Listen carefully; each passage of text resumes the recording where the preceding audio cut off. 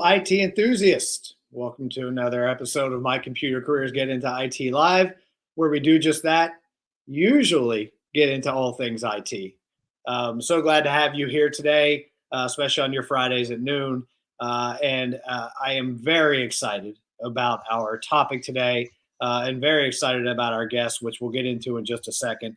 But want to let everybody know, as always, and especially in this chat, I think more than others, we encourage participation. Jump into that chat, ask questions, show support, because we're going to have a little bit of fun today talking about a very important cause.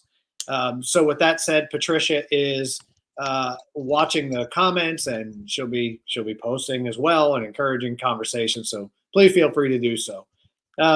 So as a very quick intro, just to peel back a little bit the curtain, our broad topic for this week's conversation is military focused. Every 5 weeks we switch things up a little bit.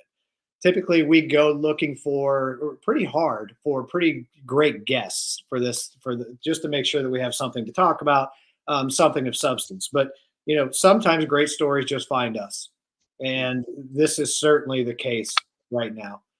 So I would like to introduce you to Rob Luna. Is that correct, Rob?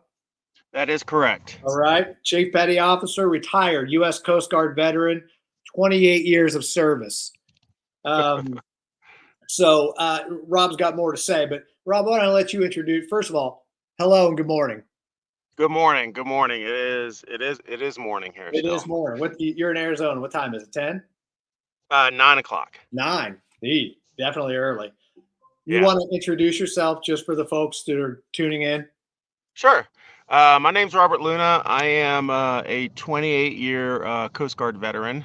My hometown is out of Weaver, Alabama. I moved around a lot. My dad was also a career military guy. He did 31 years in the Marine Corps. That's my story so far. Yeah. A Bama boy through and through, although I am an Auburn Tigers fan and not a Roll Tide fan. I was just going to ask. Yeah. I was going to see what you thought about Saban, but it sounds like you're good there. Oh, I'm good. Actually, I was just talking to I was at one of the rest stops checking out some of the petrified wood, and there was a brand new truck, of course, crimson in color, Ford F-350, and it had an Alabama tag on the front. It was an older couple, and I stopped them because they probably thought something was wrong with their truck. He rolled down your window. I was like, I just want to tell you one thing. And he goes, what's that? I go, War Eagle. And then they both started laughing, and we had this great conversation about Saban and the direction that Alabama football is going to take, because a lot of they're worried. This is another. We talked about how it was after Bear Bryant was for Alabama, and then they went through so many coaches until they found Saban. So I got to say, not to go too much down a rabbit hole, but I got to say, everything that I'm reading and hearing and listening to the new coach, what's his name? I can't remember his name right now. Anyway, I don't even know. He seems like a pretty good dude. He seems like he might be able to keep things moving forward, but we'll see. Right. We'll see. All right. I'm having trouble with my sound real quick. Okay. Trying to figure this out. While Rob kind of looks around there, I just want to let everybody know. So the topic today we're talking about is walking across America to support service members. And the reason we titled that, let me know when you can hear me, Rob. I'm going to exit out and then come back into the channel, if that's okay. Patricia, does that work? Yep, that's fine. I can manage. Okay. All right, let me do that. Sure. While we wait, I will show off his beautiful website. Please. And I'll also put it in the chat. Yeah. This is Rob's site, and we're going to talk about what he's up to, because he's got a pretty big undertaking right now. And if you had a chance to check the event preview, you probably saw it. How you doing now? Perfect. Now they work. Awesome. We were just vamping a little bit, which no worries at all. We're not so great at that, by the way, just for the record. So, Rob is in the middle of, well, not quite the middle, past the middle of I'm past the middle.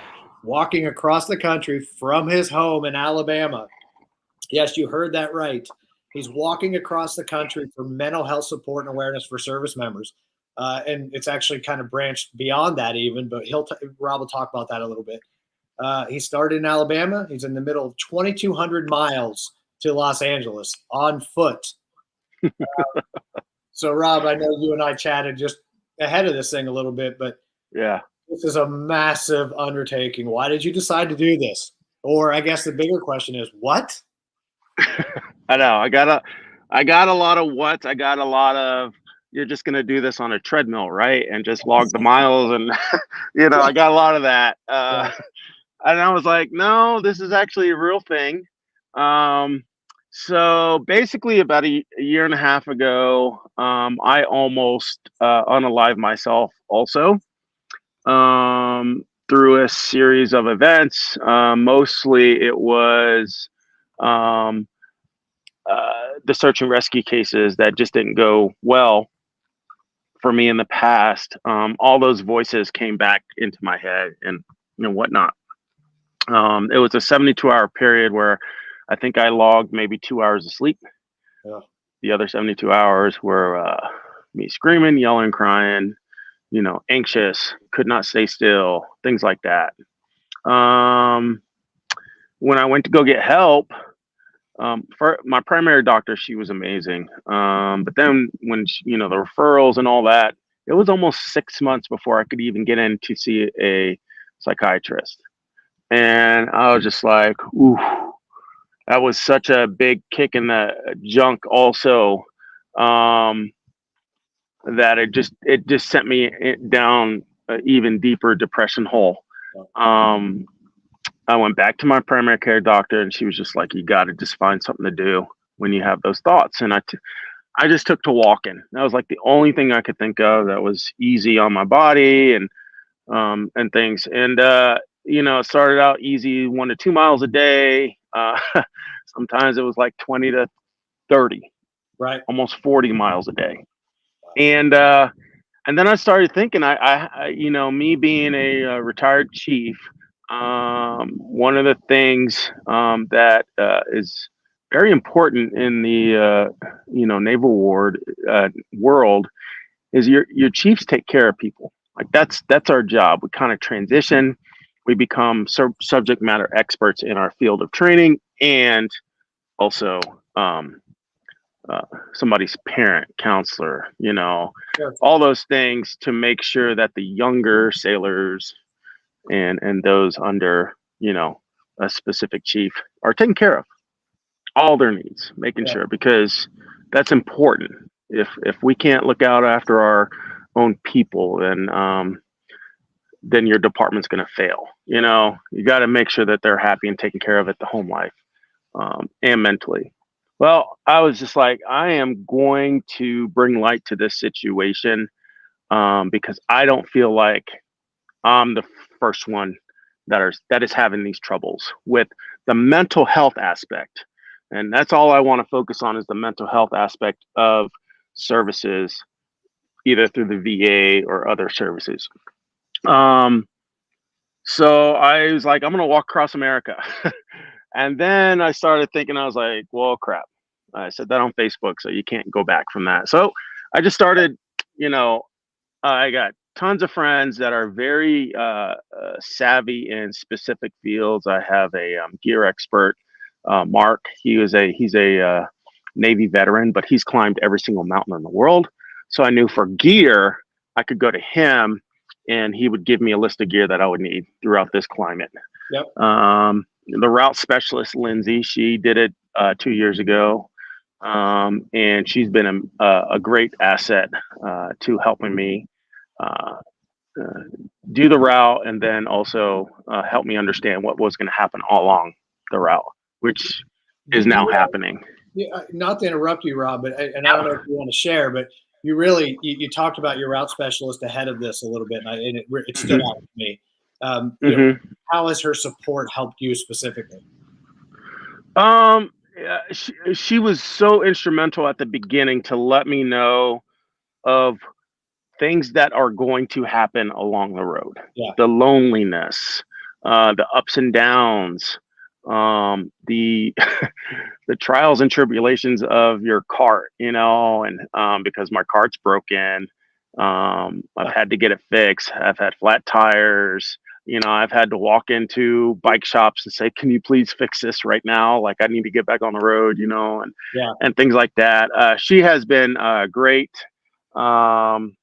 with the initial, like, letting me know exactly what was going to happen along the road.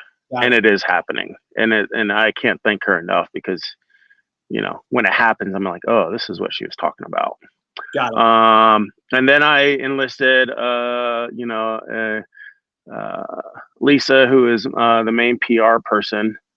She's pretty much my go-to for everything. She books my hotels, tells me which town I'm going to next. She does all the legwork for all of the public speaking events that I do. So yeah, Like I there's a told you, lot that goes on into that. I'm seeing that. And like I told you when we jumped on, Lisa's doing a great job. Do you have an idea of how many speaking ops and media opportunities you've had along the way? 50 to 80. That's a whole bunch, buddy. That's a whole bunch. It's a lot. It's a lot. And I think I'm getting better at it. I'm just trying to be myself, and, you know, trying to just go with the flow with the questions and answers.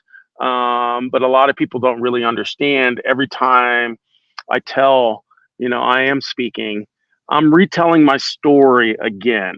Right. So I'm living through that moment, that 72-hour moment, almost every day, you know, and trying to manage those emotions about that time is very trying. I think that's incredibly fair, and I think that's incredibly candid and honest. And you know, let's you know, have a little bit of fun, and when we can, let's talk about the journey. Correct. Because Correct. I know, Rob, you even mentioned this morning. Today's a bit of the struggle bus right now. Correct. We'll all move past that together. Yeah. So let's talk about the reaction. You talk to people. Oh. You say, "Guess what? I'm going to go walk 2,200 miles."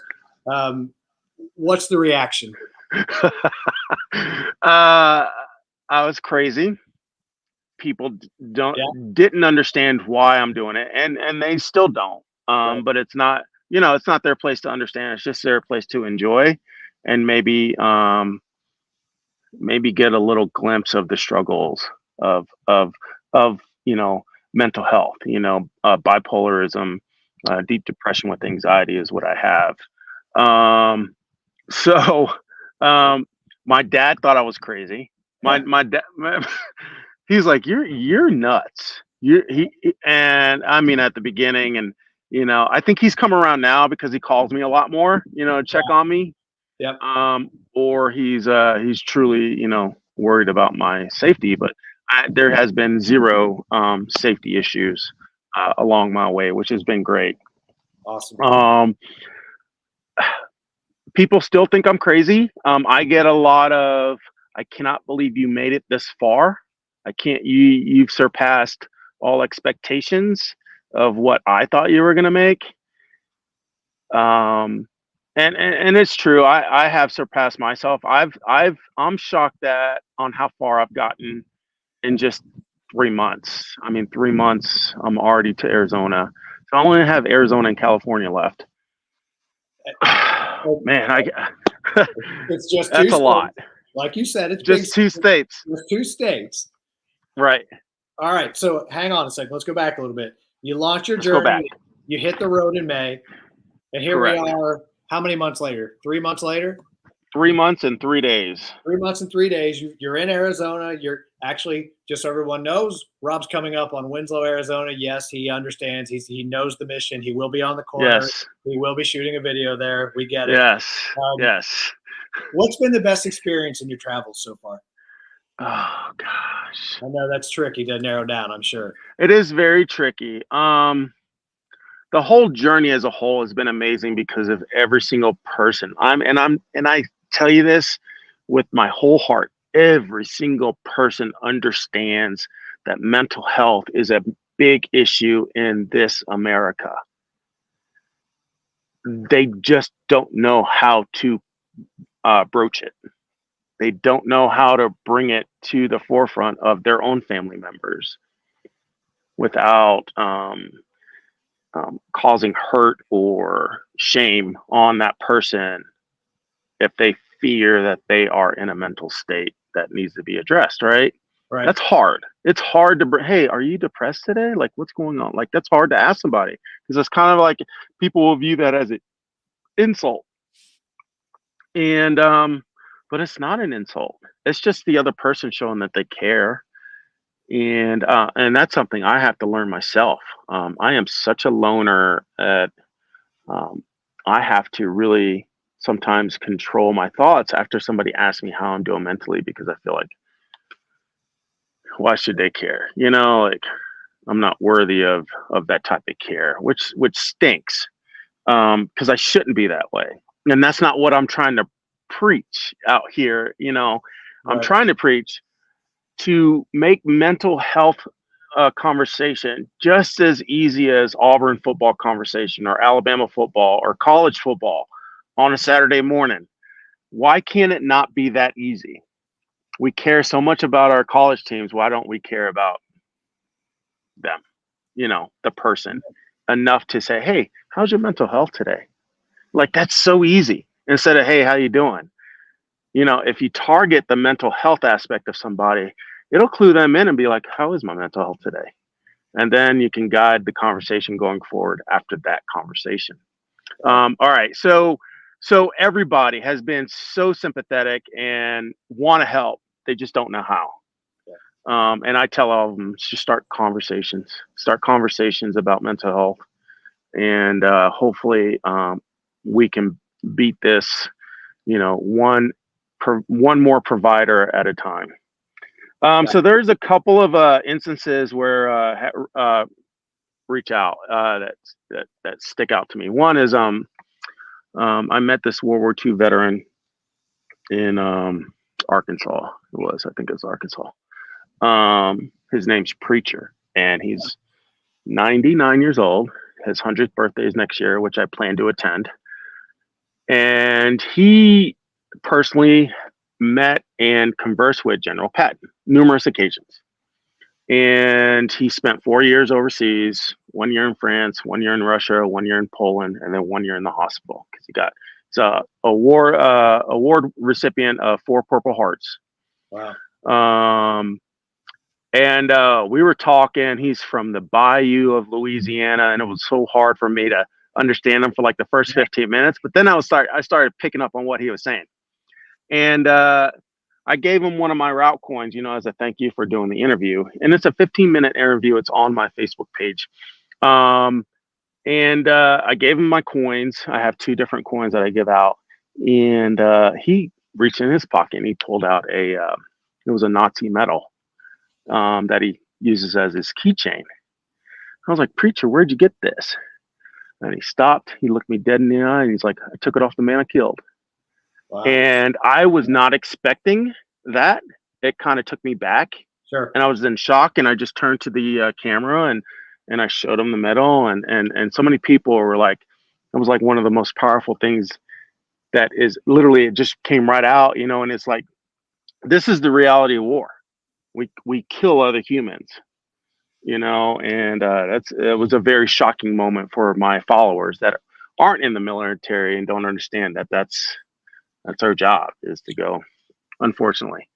And then so that one always sticks out, and I love that man. And when I was leaving, he gave me a hug and he whispered in my ear, he's like, I don't want you to leave, but I know you have to.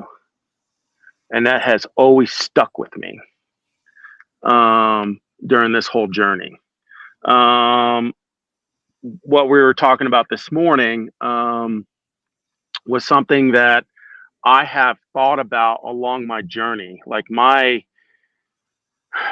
I'm a very open spiritually type of person, and the Native American culture and the way they, you know, pray to their gods and all that stuff always interests me. It's always interesting to see these type of religious ceremonies. And I was like, my dream was like, I'm on Route 66 and like a Navajo tribe or, you know, another tribe that I'm walking next to, they stop, they pick me up and they do the ceremony, you know, of whether it be in the smokehouse or, you know, a nice welcoming ceremony. Right, Like I would have cherished that. Right. Yeah. I was in Walmart the other day and this old guy comes up to me. I say old, but he looked great. A Vietnam veteran, Native American Vietnam veteran. And he's like, free hug. And I gave him a hug, gave his wife a hug, and he asked what we was doing. And I told him exactly what was happening. And this was literally right at the cashiers in Walmart. And then I asked him if I could record it, you know, for my followers. And he said, absolutely. And he was one of the original doo-wop, doo-wop, doo-wop, doo-wop, doo, you know, and he was a baritone. So he did that on camera for everybody because I was really enamored by his voice. And then I was like, I really loved how he dressed. I'm big into fashion myself. And I just always like to compliment people that just like stand out with their fashion, whatever it is. And he was very colorful. And I wanted everybody to see this belt buckle he had, and it was made for him and given to him by his elders. And I did not know this, but in Native American culture, when you have a spiritual connection with somebody, it is to them to give them something of great importance to you, to carry on, you know, to let them know how important that meeting was and all that. Well, he took his belt buckle off, and gave it to me. And I'm really struggling with this gift because I understand that he thinks I'm worthy. It's just hard for me to accept that I'm worthy of this gift.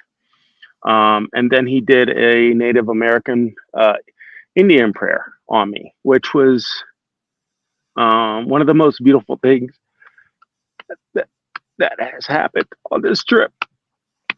So sorry. I'm sorry. So yeah, this is the belt buckle, and if people can see, it's just a stunningly beautiful piece of artwork that somebody made for him. We're talking thousands and thousands of beads in this thing, and it was just beautiful. It just stood out so much that you know, it's hard for me to accept that I was worthy of this, because I'm just the guy just trying to make a difference, you know, in other veterans' lives. Yeah, Rob. So you have nothing to apologize for. Just know that. Two, you know, I'm looking at the comments here. What you're doing is amazing. Thank you for your service. I mean, you know, you're connecting with people, and when you're struggling, and it's easy to say, but my next question was about your website and your social media, because they're full of so many great pictures and all the folks you're meeting along the way. You know, those are the things that, you know, lean into. Take a look at those, you know, when I know it's easy to say when you're struggling, but I see so much positivity on your website. I see so much positivity on social media. And it's great to see. It lifts me up. Good. That's the whole point. I wanted people to be on the journey with me virtually. Yeah. And I chose Middle of America because I felt like Middle of America is kind of forgotten about, even though it is truly the heartland of America. It's where a majority of the farms are, and, you know, like, and then I chose it because I feel like the veterans in Middle America are kind of forgotten about. And that is the case. I am coming across, you know, they're just like so many veterans that don't go and get their VA benefits because they feel like they've been told so much, you know, no, that they don't want to waste their time. And I don't think that is the right answer. I think they should be, there should be a task force that physically goes and finds these people and does all the paperwork for them, because they've earned this benefit. Yep. But yet they feel so defeated through the processes of their life that they just don't even want to try because they don't want to be told no anymore. So well said. But yeah, so I'm trying to change that aspect. Every veteran I come across, I just ask why, and I tell them that it's not just for you; it's also for your dependents. For like when you're gone from this earth, there is a potential that the payments can still continue to your children. Right. Based on especially those with like probably Agent Orange, burn pits, things like that could have affected their children also. So super important that Vietnam veterans and Gulf War veterans file for your disability payments. I think it's kind of interesting, and I'm sorry to step on that last point. No, that's okay. I think it's kind of interesting to hear your journey. You have a focus of spreading, awareness about mental health, but it's also kind of dovetailed into, raising awareness with the folks with the VA and getting involved in what you just said. So, there's a lot. Correct. Talking. There's a lot going on with the VA, and the VA is a great organization. I'm not going to knock them and say that they're not doing great things for veterans, because they are. Yeah. They are. They just, and it's just like the rest of the world. We're playing catch up in the mental health world. Yeah. And I don't know what the answer is. I do know that waiting 5.5 months for an appointment is not the answer. Right.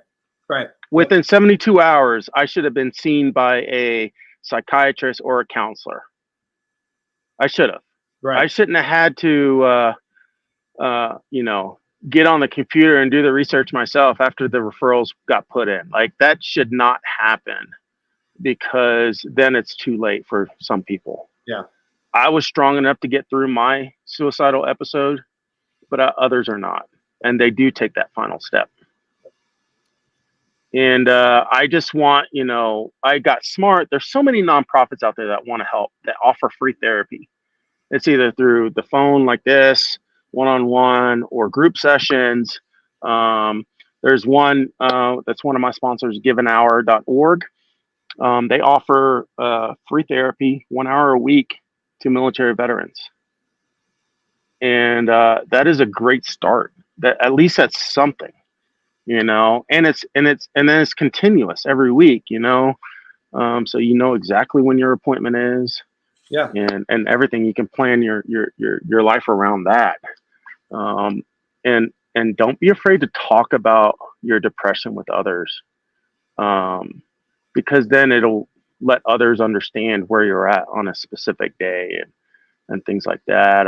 And I struggle with that too. Sure. I do not practice what I preach when it comes to, talking about my mental struggles to those close to me.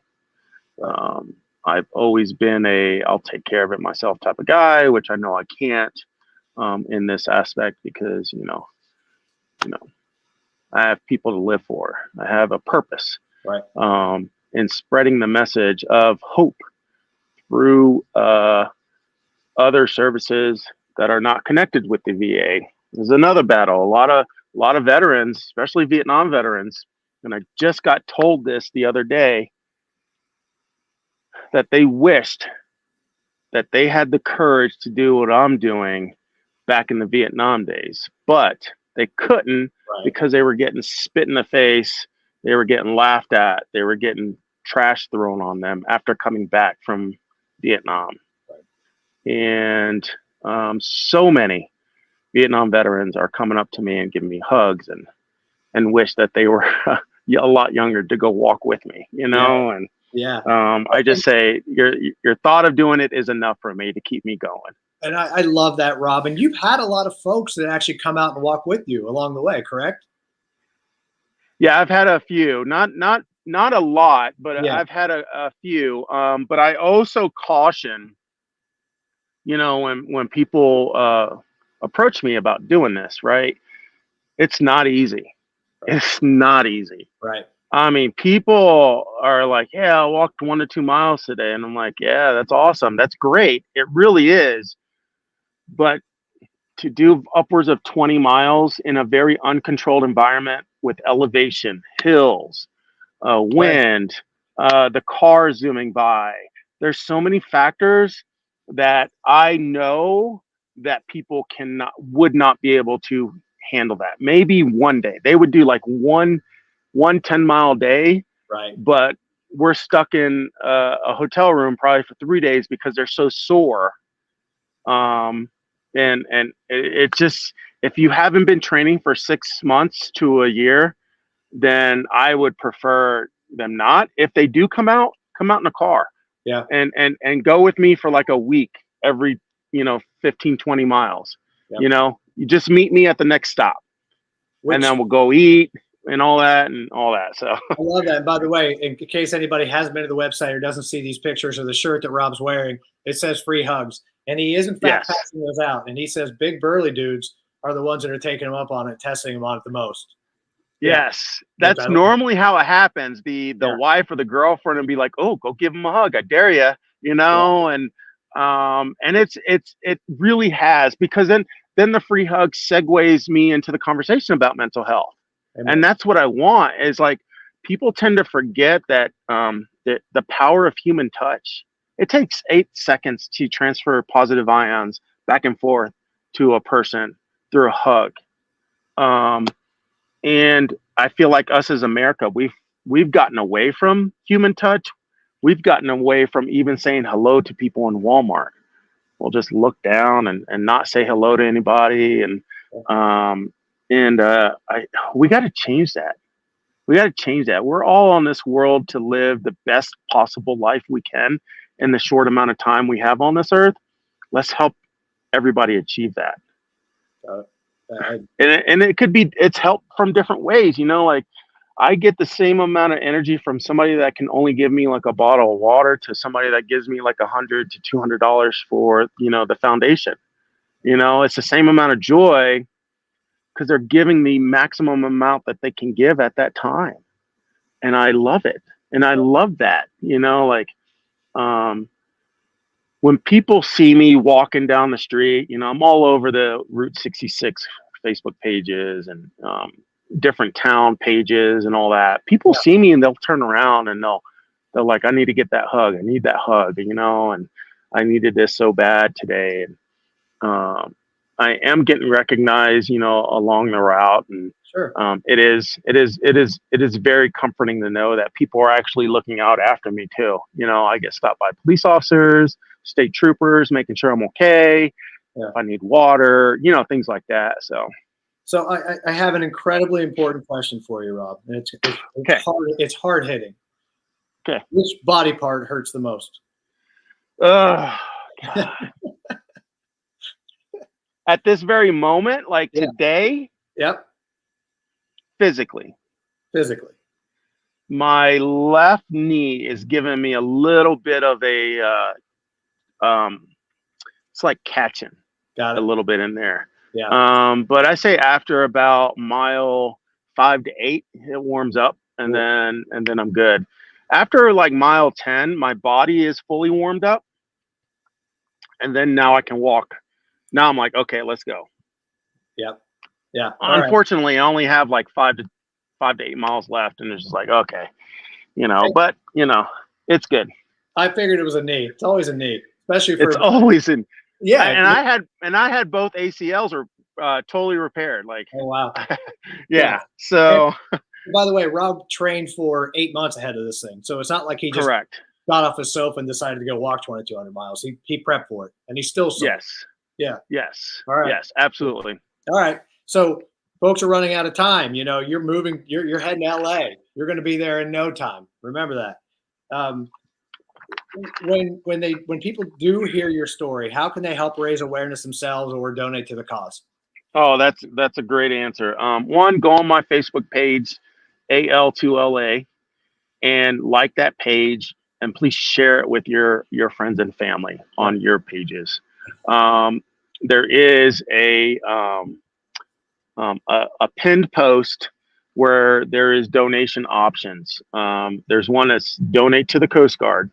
And with the Coast Guard, I partnered with the Coast Guard Foundation.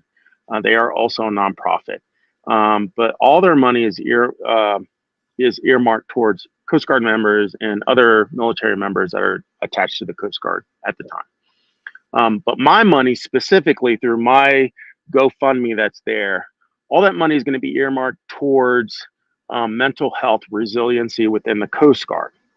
And we are in talks to create a program for Coast Guard members that they will have to attend that will help them through the mental health side of transitioning out of the Coast Guard. We don't get that currently. We get how to get a job. We get how to dress for a job. We get to how to write a resume for a job and how to navigate the VA benefits. That's like half a day, and that's called TAPS. It could have changed by now. I don't know. But when I went through, that's what that was. How to use your skills outside of the military. And I'm like, wait a minute. I did almost 30 years in the military. Why do I need to get another job? Why? What are we doing here? Like, where's the retirement? But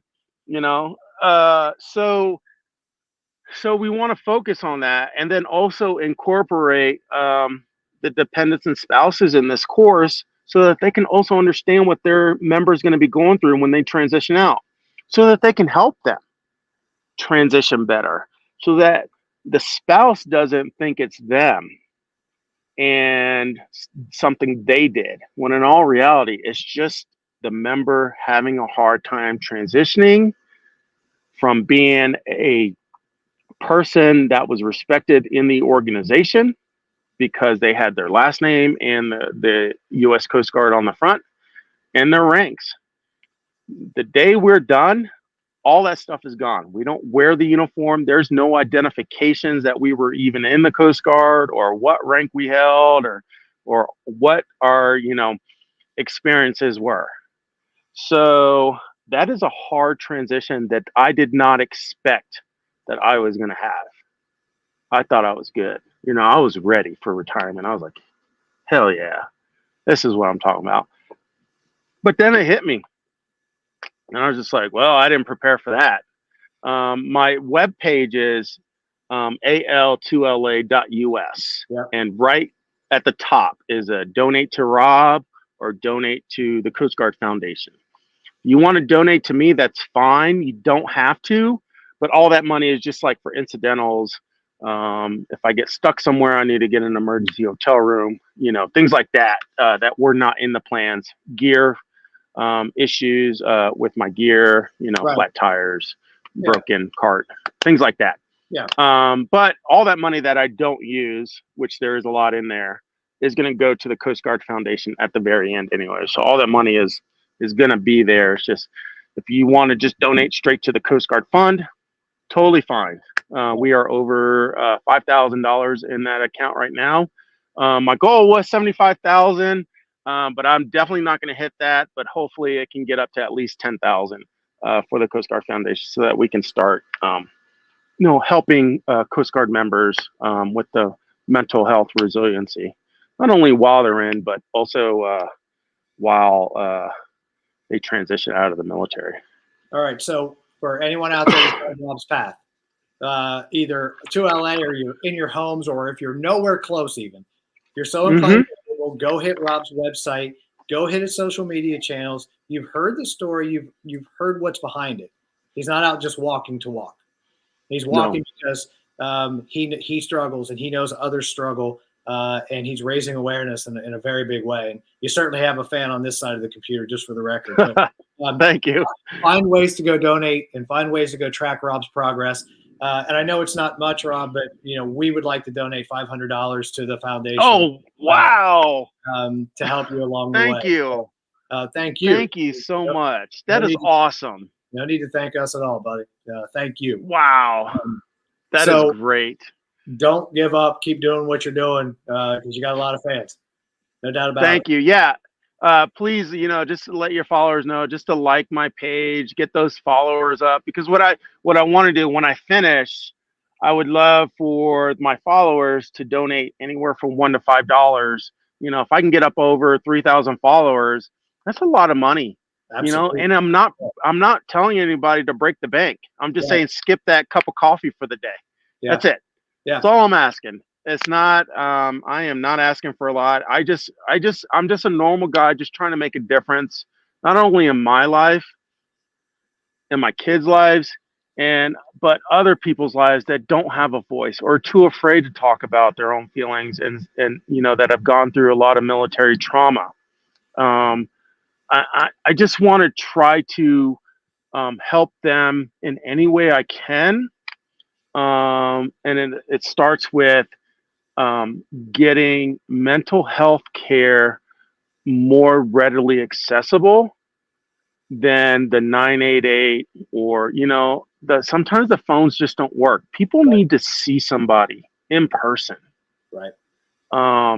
to connect with somebody. You can't connect with somebody over the phone that you just don't talk to or you just don't know. I can't.